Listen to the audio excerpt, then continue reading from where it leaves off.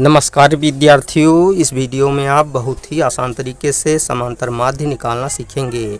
तो विद्यार्थियों, यहाँ पर समांतर माध्य से संबंधित सवाल दिया हुआ है। यहाँ कुछ इस प्रकार है, निम्नलिखित बारंबारता बंटन का समांतर माध्य ज्ञात कीजिए।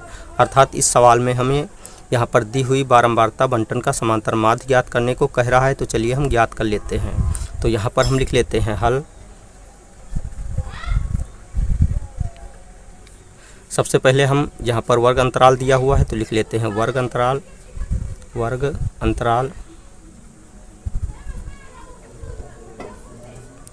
अंतराल है 0 से 10, 10 से 20, 20 से 30 और 30 से 40, 40 से 50 और 50 से 60।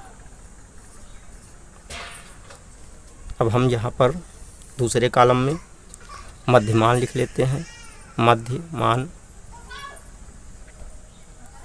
मध्यमान को स्मॉल x से डिनोट कर लेते हैं तथा यहाँ पर अगले कॉलम में बारंबारता लिख लेते हैं। बारंबारता को स्मॉल f से डिनोट कर लेते हैं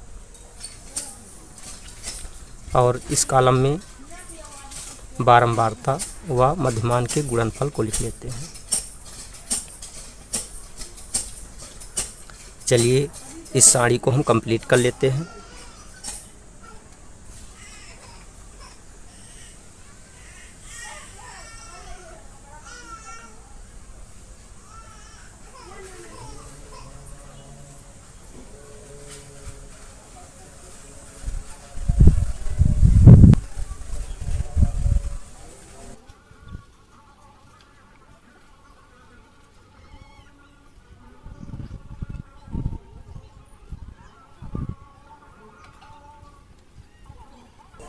तो विद्यार्थियों, यहाँ पर सारणी कंप्लीट हो चुकी है। अब हम मध्यमान ज्ञात करना सीखेंगे। तो विद्यार्थियों, मध्यमान ज्ञात करने के लिए हमें वर्ग अंतराल की निम्न सीमा व उच्च सीमा को जोड़कर उसका आधा करने पर जो मान प्राप्त होता है वही मध्यमान होता है। तो चलिए हम मध्यमान ज्ञात कर लेते हैं। तो यहाँ पर 0 व 10 को जब जोड़ते हैं तो संख्या 10 ही प्राप्त होती है। 10 का जब आधा करते हैं तो संख्या 5 प्राप्त होती है। तो यहाँ पर हम संख्या 5 लिख देते हैं। अब हम इसी तरह 10 में जब 20 जोड़ते हैं तो संख्या 30 प्राप्त होती है। 30 का जब आधा करते हैं तो संख्या 15 प्राप्त होती है। तो यहाँ पर हम संख्या 15 लिख लेते हैं। इसी तरह 20 में जब 30 जोड़ते हैं तो संख्या 50 प्राप्त होती है। 50 का जब आधा करते हैं तो संख्या 25 प्राप्त होती है। तो यहाँ पर संख्या 25 लिख लेते हैं। इसी तरह 30 में जब 40 जोड़ते हैं तो संख्या 70 प्राप्त होती है। 70 को जब आधा करते हैं तो संख्या 35 प्राप्त होती है। तो यहाँ पर संख्या 35 लिख लेते हैं। इसी तरह 40 में जब 50 जोड़ते हैं तो संख्या 90 प्राप्त होती है। 90 को जब आधा करते हैं तो संख्या 45 प्राप्त होती है। तो यहाँ पर संख्या 45 लिख लेते हैं और इसी तरह संख्या 55 लिख लेते हैं यहाँ पर। तो विद्यार्थियों, अब हम यहाँ पर बारंबारता लिख लेते हैं। बारंबारता यहाँ पर 5 दी हुई है, 5 लिख लेते हैं। फिर 8 है तो 8 लिख लेते हैं और 13 है इसके बाद, फिर 12 है और 7 है यहाँ पर, फिर यहाँ पर 5 लिख लेते हैं। अब हम बारंबारता व मध्यमान का आपस में गुणा करते हैं। जो भी गुणनफल प्राप्त होता है उसको इस कॉलम में लिख लेते हैं। तो 5 का जब 5 से गुणा करते हैं तो संख्या 25 प्राप्त होती है। तो यहाँ पर हम संख्या 25 लिख लेते हैं। इसी तरह 15 का जब 8 से गुणा करते हैं तो संख्या 120 प्राप्त होती है। तो यहाँ पर हम संख्या 120 लिख लेते हैं। अब इसी तरह 13 का जब 25 से गुणा करते हैं तो 13 × 5 = 65 के 5, 13 दूना 26, 26 में 6 जोड़ते हैं तो 32 प्राप्त होता है। तो संख्या 32 लिख लेते हैं, अर्थात संख्या 325 लिख लेते हैं। अब 12 का 35 से गुणा करते हैं या 70 का 6 से गुणा करते हैं तो संख्या 420 प्राप्त होती है। तो यहाँ पर हम संख्या 420 लिख लेते हैं। अब 7 का जब 45 से गुणा करते हैं तो 7 × 5 = 35 के 5, 7 चौको 28, 3 31, अर्थात संख्या 315 लिख लेते हैं। 5 का 55 से गुणा करते हैं तो 5 × 5 = 25 के 5, 5 × 5 = 25, 2 27, अर्थात संख्या 275 लिख लेते हैं। तो विद्यार्थियों, अब हम बारंबारताओं का योग कर लेते हैं। इसको हम सिग्मा एफ से डिनोट करते हैं। तो यहाँ पर लिख लेते हैं सिग्मा एफ बराबर, जोड़ लेते हैं 5 में 8 जोड़ते हैं तो संख्या 13 प्राप्त होती है। 13 में 13 26, 26 में जब 12 जोड़ते हैं तो 38, 38 में 7, 45, 5, 50 अर्थात बारंबारताओं का योग 50 प्राप्त हुआ।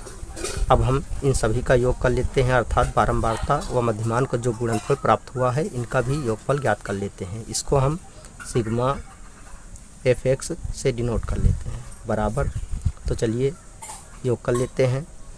5, 5, 10, 5, 15, 5, 20 का 0, 2, 2, 4, 2, 6, 2, 8, 9, 9 में 7, 16, 16, 2, 18 के 8, हासिल आए 1 और हासिल 1, 2, 5, 5, 4, 9, 9 में 3, 12, 12, 2, 14 अर्थात संख्या 1480 प्राप्त हो गई।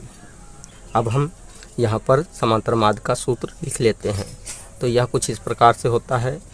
बार x बराबर सिग्मा fx अपान सिग्मा f बराबर सिग्मा fx की वैल्यू यहाँ पर 1480 है तो यहाँ पर लिख लेते हैं 1480 अपान सिग्मा f की वैल्यू यहाँ पर 50 है अपान 50 लिख लेते हैं। 0 से 0 काट देते हैं तो यहाँ पर नेक्स्ट स्टेप में 148/5 लिख लेते हैं। अब 5 से 148 में भाग करते हैं तो 5 दूनी 10, 5 9 45 और 5 छक्का 30 अर्थात संख्या 29.6 प्राप्त हो जाती है। तो विद्यार्थी इस प्रकार समांतर माध्य 29.6 प्राप्त हुआ।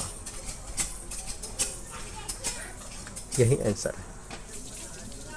तो विद्यार्थियों इस वीडियो में आपने बहुत ही आसान तरीके से यहाँ पर दी गई बारंबारता बंटन का समांतर माध्य ज्ञात करना सीख लिया है। अगर आपको हमारी वीडियो अच्छी लगी तो हमारी वीडियो को एक लाइक दीजिए तथा चैनल को सब्सक्राइब कीजिए और बेल आइकन को प्रेस कीजिए ताकि आने वाली ऐसी ही हर वीडियो का नोटिफिकेशन आपको मिलता रहे। जय हिंद।